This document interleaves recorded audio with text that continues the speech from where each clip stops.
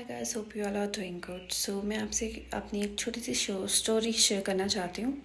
Few months back I gave cabin crew interview and finally I was selected in that.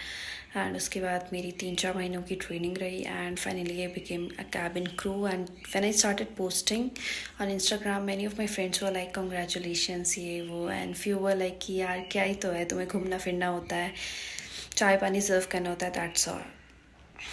सो उन लोगों को और बाकी और लोगों को जो ये चीज़ सोचते हैं कि कैबिन क्रू का काम सिर्फ पानी चाय ये सारी चीज़ें सर्व करना होता है, तो उनको मैं बताना चाहती हूँ कि कैबिन क्रू का सिर्फ यही काम नहीं रहता। ये काम है, बट इसके अलावा safety is the major thing.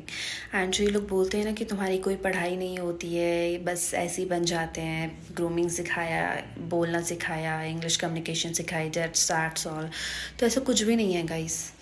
हमने जो 3-4 महीने रगड़ा